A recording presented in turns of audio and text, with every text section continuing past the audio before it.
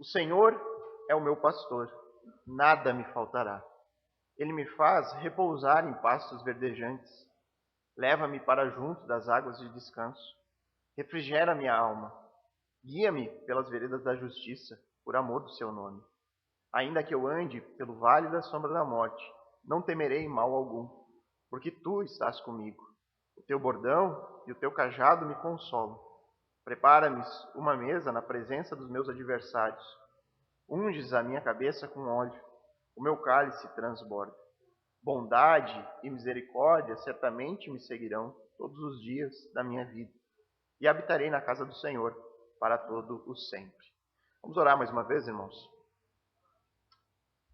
Bondoso Pai, amado Senhor, graças te damos pela tua palavra que foi revelada a nós, essa revelação especial que nos traz todas as informações do qual precisamos para encontrarmos descanso para a nossa alma.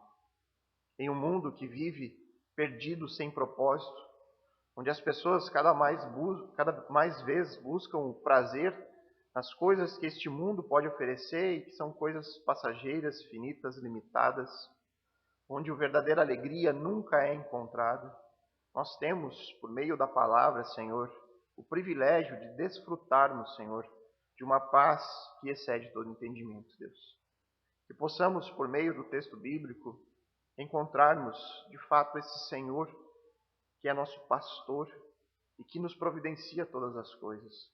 Que possamos encontrar e nos firmarmos a nossa alegria nisso, Senhor. Que possamos compreender o texto bíblico, Senhor. Que possamos desfrutar de todas as preciosidades contidas em um salmo tão conhecido por tantos, mas tão pouco entendido por muitos, Senhor. Que possamos aqui nos rendermos a esse pastor que é Senhor.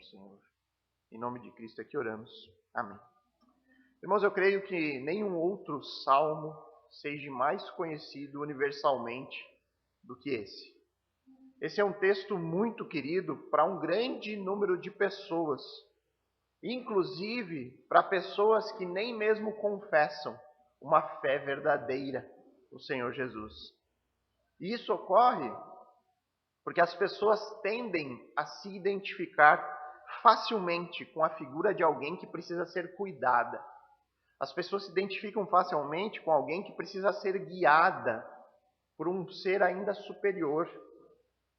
E isso é algo inato, né? É algo que está no coração do homem, faz parte da criação.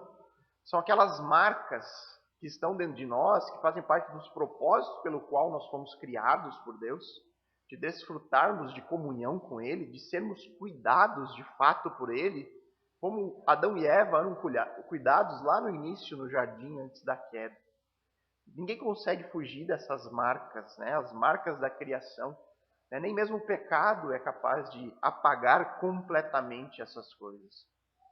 Agora, da mesma forma que as pessoas se identificam facilmente com esse salmo, é difícil encontrar pessoas que realmente entendam o significado do texto. Porque é fácil se identificar com o salmista quando ele expressa a confiança no cuidado do Senhor. Mas o grande ponto é entendermos qual a base, qual o fundamento dessa confiança. Da onde Davi extraía essa sua confiança naquele pastor que é Senhor. No Salmo, a gente poderia aqui dividir ele aqui em duas porções distintas. A primeira nós encontraremos dos versos de 1 a 4 e a segunda dos versos 5 a 6. E nós vamos analisar cada uma delas para tentarmos entender, além de fazer algumas meditações aqui em cima desse texto. A primeira parte do salmo, o salmista aqui apresenta o pastor que é Senhor, dos versos de 1 a 4. E ele abre o texto dizendo que o Senhor é o meu pastor. E essa provavelmente é a porção das Escrituras mais citada. Ela é a mais conhecida de todas. Né? Essa pequena expressão, o Senhor é o meu pastor. Você vai encontrar essa expressão em quadros, nas casas das pessoas, nas paredes. Você vai encontrá-la em adesivos nos carros.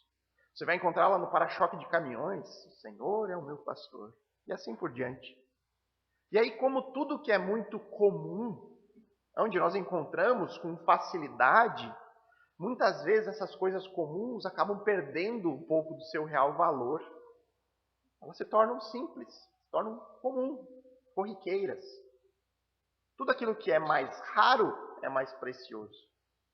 E mesmo nós que valorizamos a palavra de Deus, que consideramos toda a palavra rara, preciosa, muitas vezes nós estamos sujeitos a passar por esse salmo e muitas vezes constantemente ler esse salmo, porque ele é um salmo base muitas vezes para muitas pessoas que sofrem, para muitas pessoas que estão em dificuldades. Nós podemos passar por ele sem meditar na preciosidade dessa pequena expressão que se tornou tão corriqueira. O Senhor é o meu pastor. A própria figura do pastor, ela é um tanto estranha para nós. Se nós perguntarmos até para as crianças da nossa igreja, né? O que é um pastor? Provavelmente ela vai responder, é o pastor Fernando. É o líder da igreja. A gente pensa muito mais na ideia do pastor como um oficial dentro da igreja. Alguém que exerce liderança, enfim. Por quê? Porque isso já não faz parte da nossa cultura. Nós pouco conhecemos, não somos familiares com pastores, o homem do campo, né? O caso do texto aqui, o pastor é aquela figura do campo. E talvez a ideia mais comum que venha na nossa mente quando nós pensamos naquela pessoa que cuida de um rebanho é termos a imagem de um homem com um cajado na mão, tem aquelas ilustrações que nós enxergamos, né, em quadros, em ilustrações.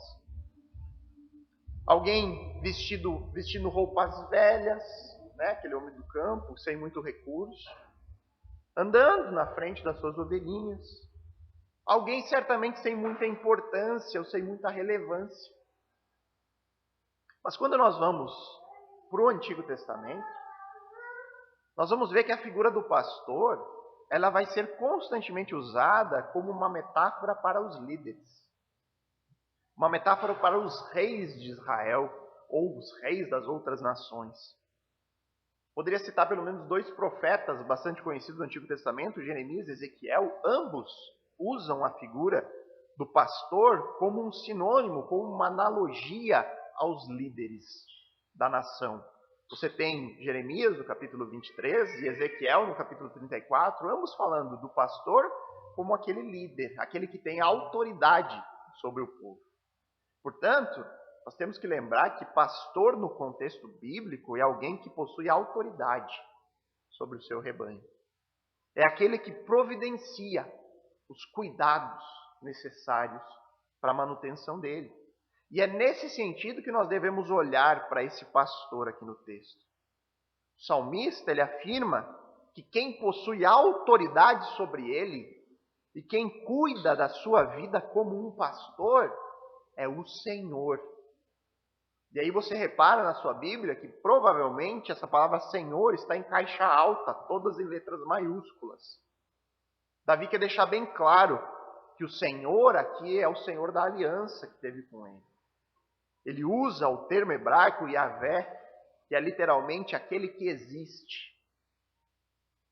O Deus eterno, o Deus autoexistente, o Deus criador, ele tem autoridade sobre o salmista. Ele está dizendo, esse Deus, criador, todo-poderoso, ele é o meu pastor pessoal. Ele está dizendo, ele é o meu pastor. E aqui é outro ponto bastante importante que às vezes foge um pouco, né, do nosso entendimento, da nossa capacidade de reconhecer a preciosidade do texto. Deus como pastor de um indivíduo, o pastor pessoal de Davi. E isso torna o salmo ainda mais singular, porque você vai encontrar diversas oportunidades a metáfora de Deus como pastor, porém como pastor da nação, como pastor daquele povo escolhido por ele, o pastor de Israel. Eu vou ler alguns exemplos que nós encontramos só no livro de Salmos. Salmo 79, 13, ele diz assim, quanto a nós, teu povo e ovelhas do teu pasto, para sempre te daremos graça. De geração em geração proclamaremos os teus louvores. Aí no Salmo 95, 7, ele diz, ele é o nosso Deus. E nós somos povo do teu pasto e ovelhas da tua mão. No Salmo 100, verso 3, Saibam que o Senhor é Deus, foi Ele quem nos fez, e dele somos seu povo e rebanho do seu pastoreio. Mas aqui no Salmo 23, nós vemos o salmista adequando as palavras e aplicando a autoridade e o cuidado deste pastor não ao rebanho como um todo, mas a ele próprio. Ele se apropria desse pastor. A função do pastor no seu cuidado com o rebanho como um todo é particularizado no cuidado da ovelha de maneira individual. O autor aqui do Salmo, ele pega e puxa o pastor para ele, como se ele fosse exclusivamente dele. Ele é o meu pastor. O Senhor é meu. E por isso nada me faltará. Ele vai dizer, ele me faz repousar em pastos verdejantes. Ele me leva para junto de águas de descanso. Ele refrigera a minha alma. Ele me guia pela justiça. E ainda que eu ande em dificuldades no vale da sombra da morte, eu não vou temer, porque esse pastor está comigo. O bordão e o cajado dele é o que me consola. Ele toma posse do pastor, do rebanho, para ele mesmo. Esse é um ponto importante para nós meditarmos. Muitas pessoas, elas se apropriam, não do pastor, mas do salmo. Elas pegam o salmo para elas. E eles usam o salmo de maneira triunfalista, né? O Senhor é o meu pastor e por isso nada vai me faltar. Eu vou ter tudo o que eu quiser, porque Ele é o meu pastor. Né? Ele providencia tudo para a minha vida. Deus vai me dar uma vida de completo sucesso. Mas o que o texto diz é que o Senhor providencia para aquele que se apropria dele como Senhor. E Ele nos dá o suficiente para vivermos. Assim como uma ovelha precisa simplesmente de pasto e de água para sobreviver, Deus nunca vai deixar faltar para nós aquilo que é fundamental, o essencial. É dito ainda que esse pastor, ele guia-me pelas veredas da justiça do amor de seu nome. Isso é inevitável, porque sendo o próprio Deus santo, e sendo Ele o nosso pastor, Ele só pode nos guiar por caminhos de justiça, porque Ele faz isso por amor do seu nome. Ele faz isso porque faz parte da sua natureza. Ele não pode negar quem Ele é. Um Deus que é justo em sua natureza, Ele consequentemente vai nos guiar e nos conceder da sua justiça. E aí o verso 4 desconstrói completamente a visão triunfante que muitos têm desse salmo.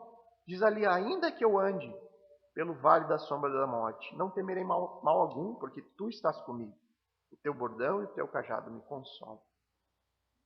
Não há nenhuma promessa de imunidade de problemas ou de sofrimentos na nossa vida. O que há aqui é uma promessa de consolo e de segurança. Mesmo que eu esteja sofrendo no mais profundo da minha alma, eu posso confiar que Deus está comigo. E por isso eu estou seguro.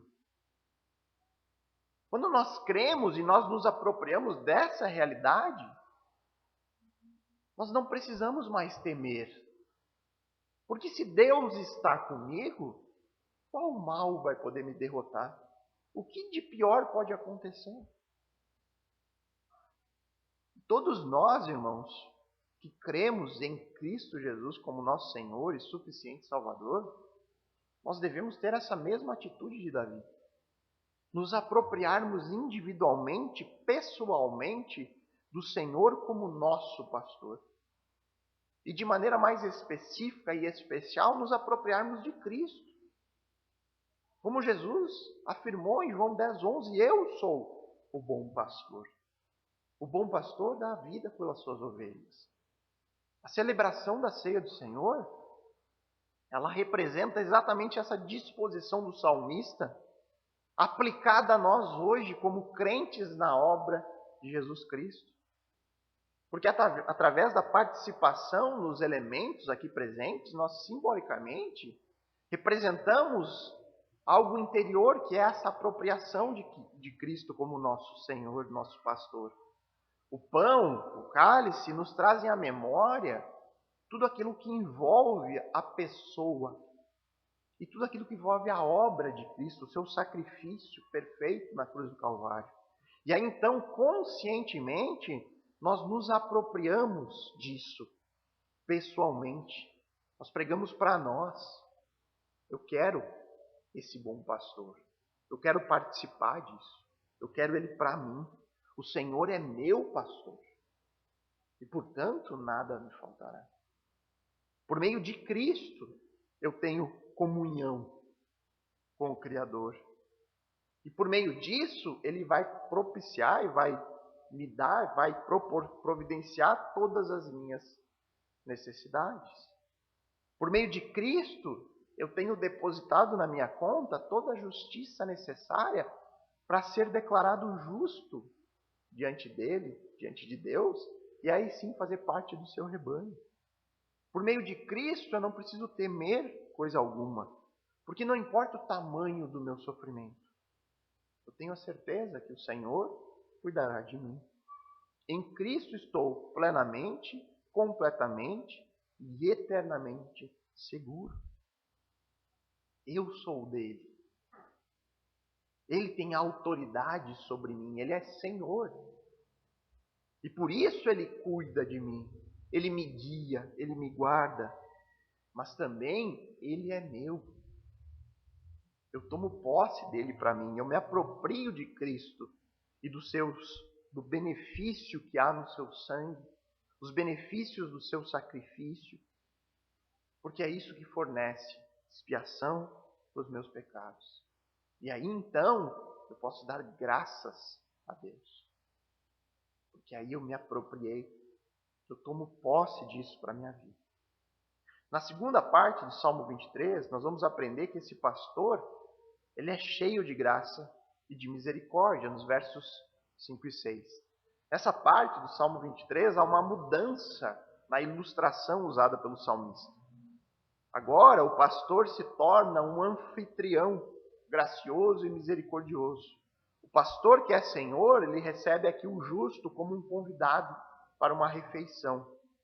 Versos 5 e 6 diz ali: prepara-me uma mesa na presença dos meus adversários. Unges a minha cabeça com óleo, o meu cálice transborda. Bondade e misericórdia certamente me seguirão todos os dias da minha vida, e habitarei na casa do Senhor para todo o sempre. Então toda essa simbologia, ela ilustra o cuidado pastoral de Deus com os seus filhos. Deus sempre supre as necessidades dos seus filhos diante das pessoas, né? Nós estamos aqui no mundo, somos filhos dele, somos parte do seu rebanho. E Deus nos supre, mesmo diante de pessoas que muitas vezes são maliciosas, pessoas que desejam o nosso mal. No caso específico de Davi, Deus supre ele diante de seus muitos inimigos. Aí tem o derramar de óleo na cabeça, que não pode ser confundido com uma referência à unção de reis.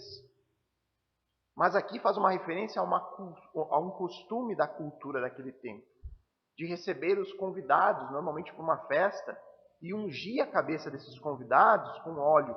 E esta era uma demonstração de que os convidados eram honrados, eram importantes, eram especiais para aquele anfitrião. Então essa simbologia demonstra o amor de Deus pelos seus filhos e o cuidado na provisão deles. E essa provisão de Deus, ela é abundante ao ponto do cálice transbordar. Por isso tudo é que o salmista não tem dúvidas de que as bênçãos de Deus e o amor incondicional do Senhor perseguirão ele até o fim da sua vida. Porque não depende dele, vem do amor misericordioso e gracioso do Senhor. E aí ele diz no verso 6, bondade e misericórdia certamente me seguirão por todos os dias da vida. E eu habitarei na casa do Senhor para todo sempre. E aí com essa frase final, e habitarei na casa do Senhor para todo sempre, Davi encerra de maneira muito firme, demonstrando que ele não guiava a sua vida de acordo com prazeres e de acordo com os confortos deste mundo. Ele não guiava a sua vida de acordo com a situação do momento. Davi, ele tinha um alvo fixo. E esse alvo era o seu relacionamento pessoal com o seu pastor.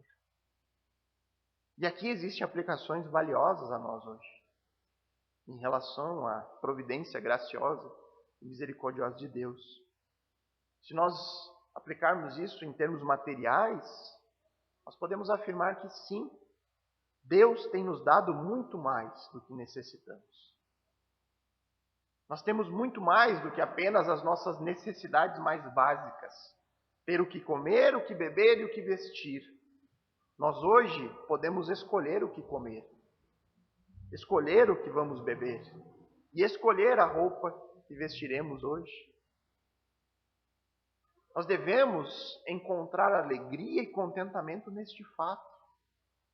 Porque o erro que nós podemos cometer é olhar para os lados e sermos tentados a invejar a providência de Deus em relação aos outros. E com isso achar, não, mas eu tenho direito, Senhor, de receber mais do que o Senhor tem me dado. Mas esse não é o padrão bíblico. O padrão bíblico nos leva a olhar para essa realidade material de maneira passageira. Nos leva a considerar o real valor de todas as coisas neste mundo. Nos leva a valorizar aquilo que de fato tem valor. E, consequentemente, valorizar o fato de que sim, Deus tem nos dado muito mais do que realmente necessitamos. Mas não para nisso. Deus não só nos supre materialmente, Ele nos supre abundantemente de maneira espiritual. Deus providenciou uma forma de nos salvar dos nossos próprios pecados, pagando Ele mesmo pelo preço do nosso resgate. Como diz Efésios capítulo 2, verso 8 e 9, porque pela graça sois salvos mediante a fé.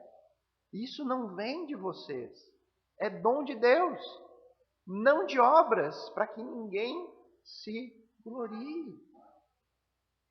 Quando nós nos apropriamos pessoalmente de Cristo e simbolicamente por meio dos elementos da ceia, nós devemos fazer isso despojados de qualquer tipo de mérito. Nós devemos vir à frente como um mendigo que não tem nada a oferecer em troca do alimento que está sendo oferecido a ele. Nós devemos sempre participarmos da ceia reconhecendo a nossa total incapacidade. Jamais seríamos capazes de resolver o maior problema da nossa vida sozinhos. Nosso cálice espiritual transborda com Cristo.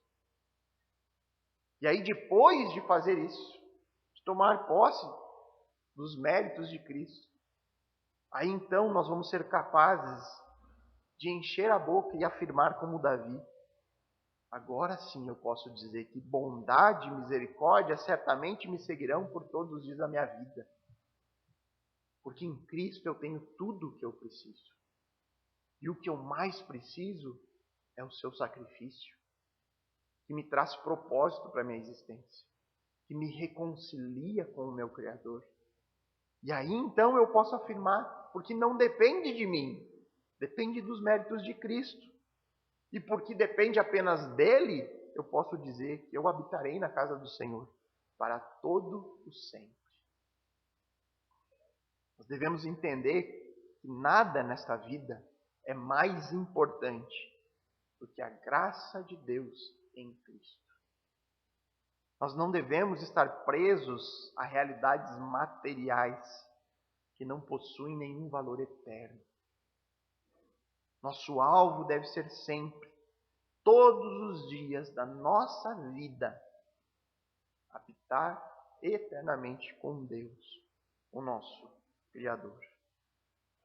Mas para que tudo isso faça sentido, irmãos, para que tudo isso torne verdadeiro em nossas vidas, nós vamos precisar de um relacionamento pessoal com Deus. Um relacionamento pessoal com o nosso Criador, que só é restaurado por intermédio de Cristo, o bom pastor. E devemos nos relacionar com Ele nos termos da palavra de Deus. Não podemos achar que nós temos um relacionamento com Deus do nosso modo. como muitos afirmam em nossos dias, e que querem se apropriar desse salmo maravilhoso, muitas vezes de forma mística. Ah, mas eu acredito em Deus, eu oro para Ele todas as noites, e eu acredito que Ele é meu pastor e que nada vai me faltar.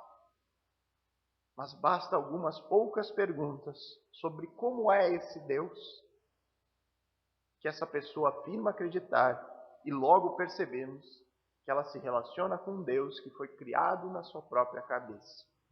Um Deus que é falso. Um Deus que não exerce autoridade sobre a sua vida. Você logo percebe que não há preocupação de fato com o Deus da palavra.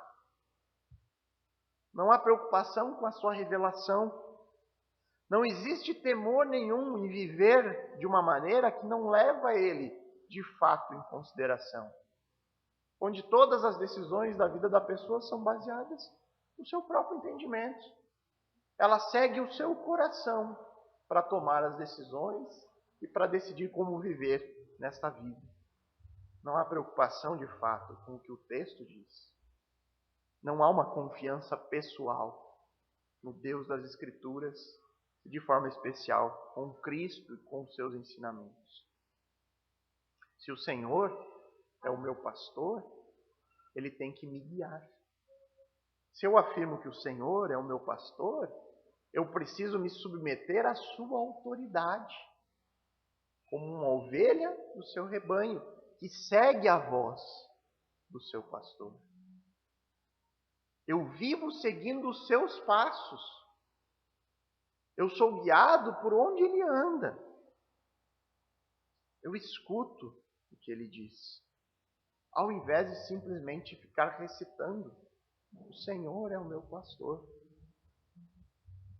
Se eu faço isso, eu preciso lembrar constantemente, e antes de qualquer coisa, que esse pastor precisa ser, em primeiro lugar, o meu Senhor, o meu dono, aquele que tem autoridade sobre mim.